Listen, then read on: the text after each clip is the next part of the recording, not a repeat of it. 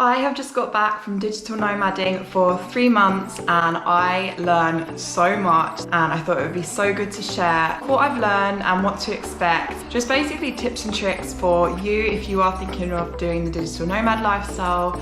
First thing, if you're new here, what is a digital nomad? A digital nomad is basically someone that can work from wherever they want in the world. They can work completely remotely, and therefore they are basically hopping from country to country, traveling while also working full-time or part-time, I guess. Traveling and digital nomading is definitely made out to be so much, I would say, easier than it is. You think it's just gonna be the best time ever, which it is, but it can also be very, very difficult, as I learn. And I'm so glad that I experienced it, because I've wanted to do it my whole life. But yeah, the reality is so different when you have to work. The pros, and a lot of these are obvious, but just from someone that has actually experienced it, one of the main pros is always having something to do or look forward to. Life back home can be pretty mundane, it can be pretty boring, you're doing the same thing every day. And when you're digital nomading, that is not the case. You've always got something to look forward to. Even if it's in a couple of weeks, you're going to a new destination. In a couple of days, you might be going to a new site to go and sightsee, you might be going to a new beach. One of the main pros, I'd say, that I experience as a digital nomad is just the sun. More sun equals more happiness. Sunlight is so important for your mental health and your well-being, and unfortunately here in South London, we don't get much sun. As I've come back this summer, it's currently September. It's been a little bit sunny actually when we got back, but I would probably say 80% of the time it is not sunny here, and for probably 70% of the time it's raining, which makes going outdoors even more difficult. In terms of my well-being and my mental health, being able to get out in the sun and get outdoors a lot more is definitely one of the main pros of being able to digital nomad. And the fact that you can go outside and do stuff like go to the beach or go for a walk because it is sunny means that your life is probably going to be cheaper, because you're not having to pay to go to a bar or go to the movies or go to somewhere that's indoors because the weather's so bad outside.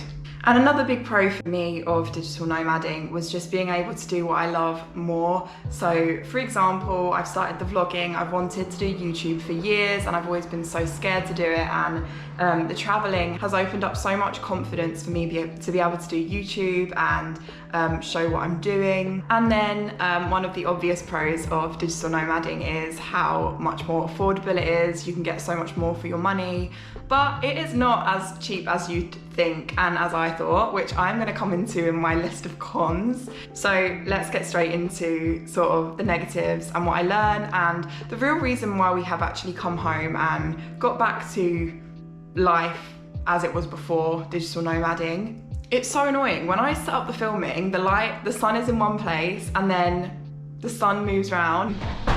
The number one negative for me was my health. And if you have watched my vlogs while I've been traveling, you will know that I got pretty ill. I ended up in a hospital, medical center thing, twice together, but it was just 2 separate days.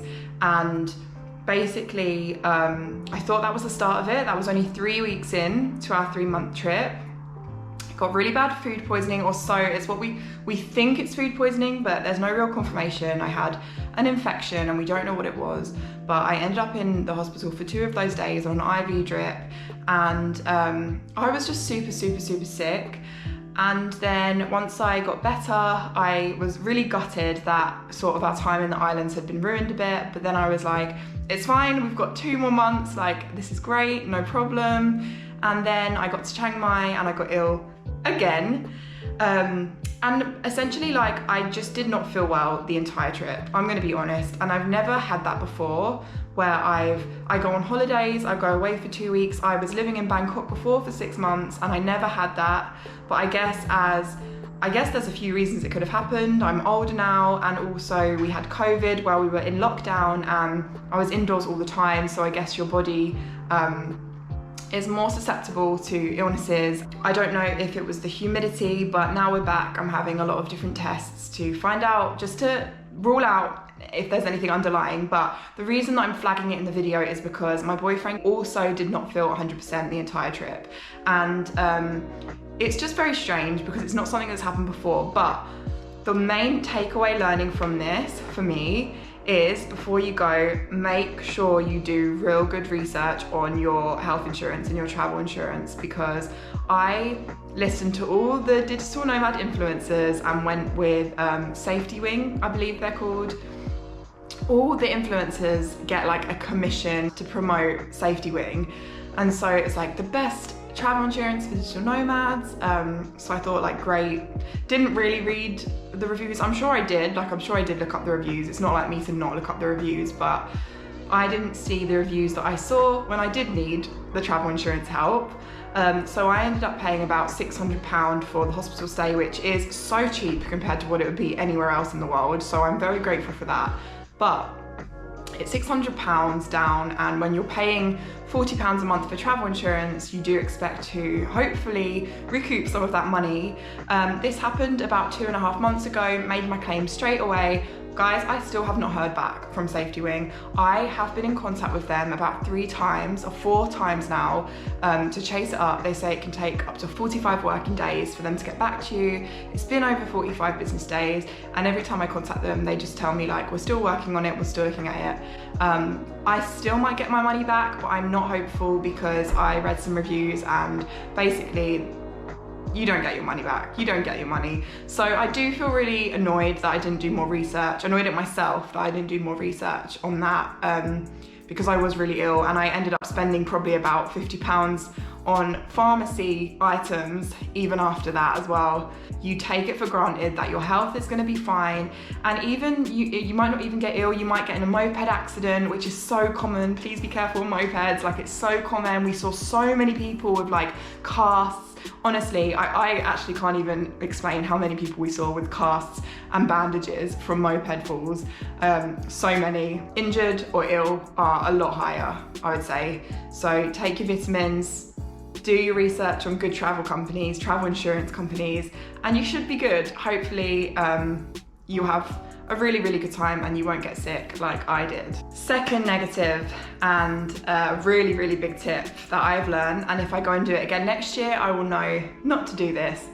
When you go to places like Thailand, Bali, Vietnam, the Philippines, it is so cheap, and it's so amazing that it's so cheap and affordable for us when we're earning like a Western salary. But I kind of basically booked really cheap accommodation thinking that it looks amazing, it's got good reviews, and it did. These places had like 4 or 5-star reviews that I was booking, like really looked amazing in the pictures, but it's so much more than that. Like, honestly, if I could go back and tell myself, so essentially in Thailand when we went to the islands, booked super cheap hotels that had really good reviews.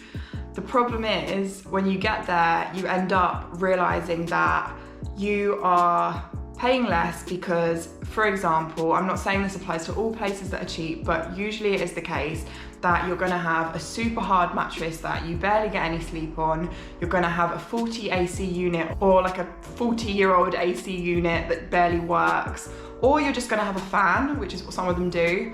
You're gonna have a cold shower. Like, these are honestly the common factors that we found ourselves facing when we stayed in the cheaper accommodation.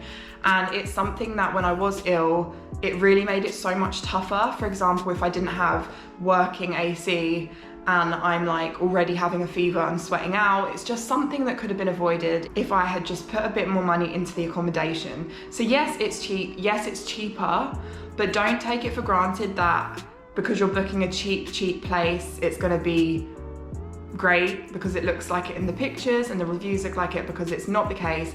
And when we actually went to Vietnam, we put double the money into the accommodation, and I am so glad we did, because we stayed in 2 amazing hotels with really, really good beds and really good showers, and I genuinely did feel the best out of the whole trip. I felt my best in my health in Vietnam. So that is like a top recommendation. Do not skimp out on the accommodation. Do not skimp out on the important things. At the end of the day, where you're staying and where you get a good night's sleep is so important. One of the main negatives that I'm going to say about the digital nomading experience is working, which sounds so stupid. Like, of course you've got to work, everyone has to work. I can't believe that you're complaining that you have to work. I know, kill me, like I'm terrible. But when you're in these amazing places and you're by infinity pools and you're by the beach, you just want to be exploring, you just want to be on the beach, you just want to be vlogging this amazing trip, which is completely natural. And when you've got a day of 4 meetings and 2 reports to be in, it can be really stressful because your body is like telling you like, I want to go out, I want to be in the sun, but you just can't because you have to get that work done because you have to get your money.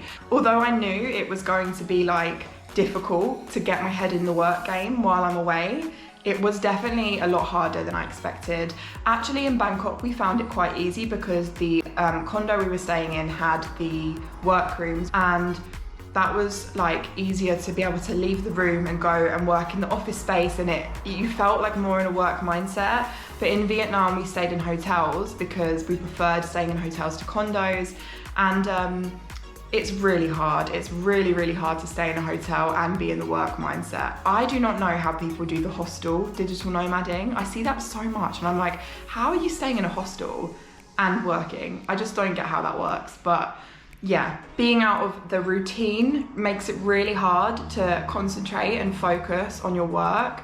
And although I of course did it because I really value my job and I have clients that I have to get work done for, it was definitely like the miserable aspect. And it's strange because in the UK I love my job and I feel like, oh my gosh, I'm so lucky, which I am, to be able to do this and have my own schedule and work when I want. But not having that self-discipline is even harder if you're going to travel. You have to, I would just say, you have to be realistic with yourself. Do you have good self-discipline? I think a lot of people go out, and also another thing, a lot of people think like, and we did the same, we made the same mistake, I'm gonna become an entrepreneur, I'm gonna start my own business while I'm out there, I'm gonna do this project, I'm gonna do that project. It's too much, it's way too much, and most people end up not making a business because when you're somewhere where you know where everything is, you've got a routine, you can get your head down and focus, it's so much easier to, for example, run a business or set up a business. But when you're in a place where you always got to worry about booking the next place you're going to visit, so we have to think, right, we're going to Vietnam in 2 weeks, have we got the visas? Let's sort the visas out. How are we going to get from the hotel to the airport? We need to get a bus or a taxi. Let's look up how we get to the nearest supermarket to get water or food. There's all these different factors that you have to think about, and you just have so much less time to put into like your career and your work and your business. So hats off to anyone that is successfully setting up and running a business while they're traveling. I don't know how you do it. Amazing, you're amazing. And the final tip is more of a tip than a negative. It's something that I've learned. Essentially, I'd booked Chiang Mai, for example, for 1 month. And I thought, we'll stay there for 1 month. You wouldn't really go to Chiang Mai on a holiday for 1 month, would you? Because you'd think it was too long. But because in my head, I'm like, we're working, we'll have more time to settle down and work, I thought a month would be perfect in Chiang Mai. But now we both look back, we kind of wish that we'd done only 1 month in Thailand rather than 2 months, because in Chiang Mai, I was ill a little bit, but I definitely just, I don't know, I think I let go a bit of the traveling and exploring, and I was more like into my work, which is a good thing. But it also wasn't a good thing because there were some places that we could have gone to see that we didn't see. When you think we were there for a month, I thought we were going to end up doing so much stuff, but we ended up getting a little bit lazy in terms of like, let's just stay in the condo and work. I got all my work done, which was great, but I ended up feeling like if we were in Chiang Mai for a shorter amount of time, like 2 weeks, we would have been forced to go out and see all these places. My GoPro just cut out because it likes to do that when it's been recording for too long. But I am pretty sure I've covered most things. I think it's so easy to think that the grass is greener, and I 100% took for granted living at home here in this amazing flat, and I am just gonna like try not to take life for granted anymore. Try and improve my health, I think, is a really big thing that I need to do, and I want to put more into doing YouTube because I really enjoy it. So I really hope you have enjoyed this video and it's been helpful if you are thinking of digital nomading. I 100% think if you can do it, you should go for it, because it might be the best thing you've ever done. And we had the best time, don't get me wrong, we really did. But it's just things that we learned that I mean, I thought I pretty much knew everything and I didn't. So it's really handy. I mean, if we go again for longer than a month, I now know what to and not to do. I guess at the end of the day, living anywhere that's not home is gonna feel strange and it's gonna take some adjusting, but it's always good to be like as mentally prepared as you can before a big trip. I am going to be filming more videos of my London life and what I'm doing and getting back into singing. So yeah, please subscribe and stay updated with my videos.